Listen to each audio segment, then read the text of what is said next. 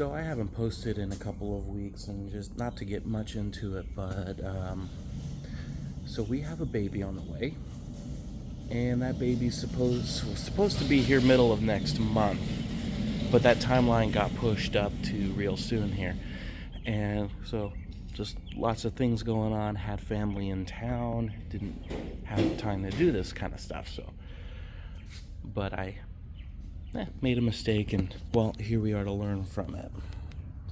I had no compression on this one. This is the 5VZ, and here was my mistake. If you look at those dots on the back of the timing gears, I have one dot lined up to two dots, and with that, let's see, there's a paint mark on one side that makes it a little confusing. The paint mark side has one dot. That's going to cause no compression. And of course I had to mess up both sides. So we're going to see if I can access, because when I was assembling the motor I felt great compression.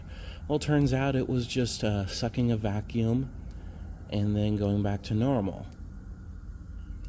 So yeah, brain fart, but I figured I'd help you guys. So if you've got no compression on a brand new rebuild, check your cam timing. So we're gonna see if I can get the valve cover off on this side without taking the intake off, because that's a lot of work.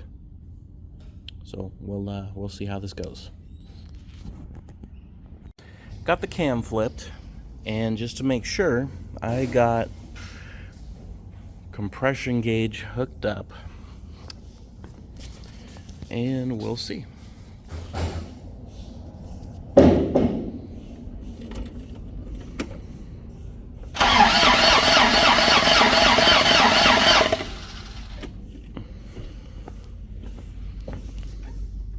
£150. We're good. Got the other side pulled off. Intake isn't that bad when you're not trying to completely take it out. I left most of the hoses on.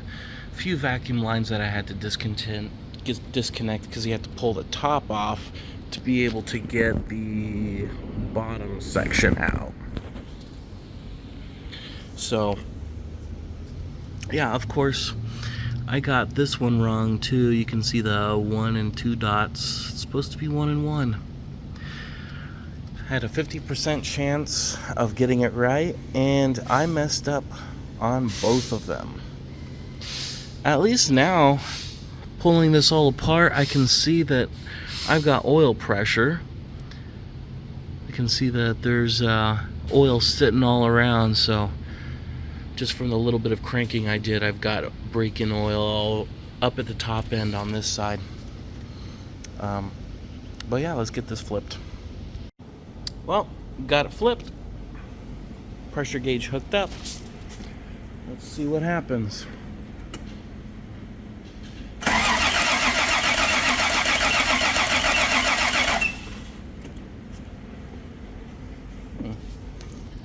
Got oil there. Almost 150. So sounds good. Now I'll put it back together and we'll get first startup going. Well, I won't lie, this isn't truly the first startup because I ain't got time for that. But I forgot to tighten this ground strap. It was on there, but it wasn't tight. But here we go. And no oil pressure light. So it's running. Sounds good.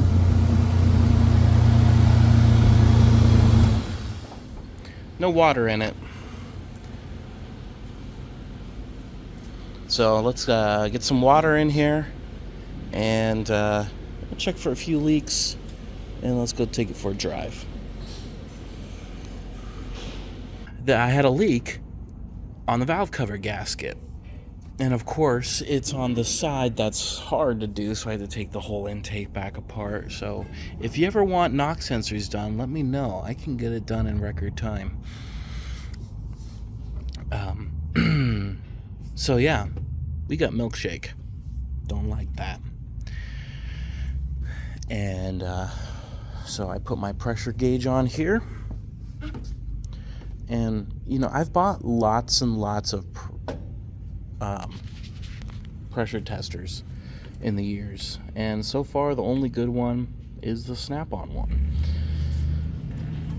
Alright, let's see. One-handed, this is not easy, but check this out.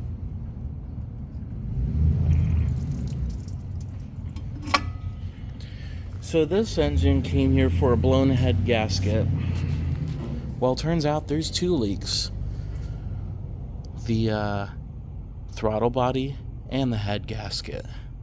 So there's two things. So we're going to have to fix that problem too. But I'm going to put this together.